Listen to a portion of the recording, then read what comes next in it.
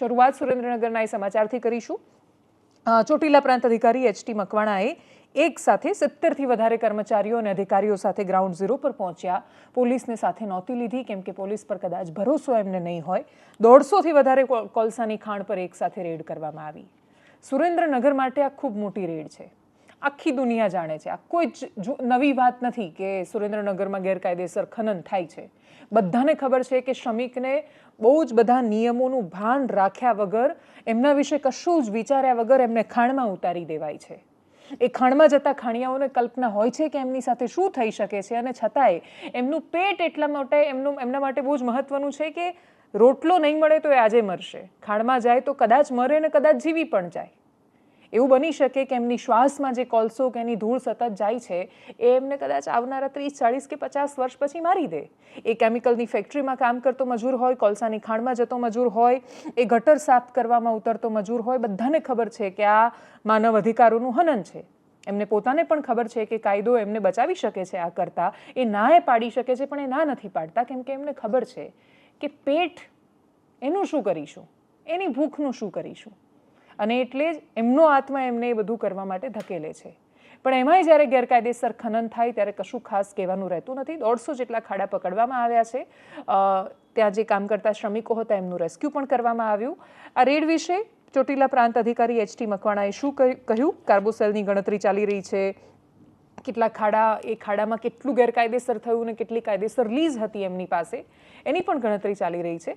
Prima facie જે ત્યાંથી દ્રશ્યો સામે આવ્યા અને પ્રતિક્રિયા સામે આવી, કરીએ એના પર નજર। આજે સવારે 6 વાગે અમારી નાયબ કલેક્ટર પ્રાંત ચોટીલાની ટીમ, મામલાદાર મૂળી, થાનગઢ અને ચોટીલા, તમામ મામલાદાર, નાયબ મામલાદાર, રેવન્યુ તલાટી, તમામ સ્ટાફ સાથે 7 ટીમો બનાવી અને ઓચિંતાની આ જે જામવાળી ને ભડુલા વિસ્તારમાં જે મોટા પ્રમાણમાં ગેરકાયદેસર જે કાર્બોસેલનું ખનન થાય છે એ અંગે દરોડા પાડવામાં આવેલા હતા। અને આ દરોડા દરમિયાન જે લાઈવ સવારે ચાલુ જ કર્યું ને અમે પહોંચી ગયેલા, એટલે મજૂર પણ અંદર હતા, એ મજૂર પણ કાઢ્યા અને મોટા પ્રમાણની અંદર લગભગ 150થી પણ વધુ એ કૂવા છે, ચરખી છે, એની જે મશીનરી આવે છે એ મળી આવી છે। સાથે સાથે જે પણ કોઈ ટ્રેક્ટરો છે, પછી જનરેટરો છે, આ તમામ જે એને કાર્બોસેલનું ગેરકાયદેસર ખનન કરવા માટે જે વપરાય છે એ મળી આવેલ છે। અત્યારે અમારી તમામ ટીમ છે, એ ટીમ છે આ તમામ જે જથ્થો છે એ મામલાદાર કચેરીએ લઈ જવા માટે તજવીજ હાથ ધરી છે।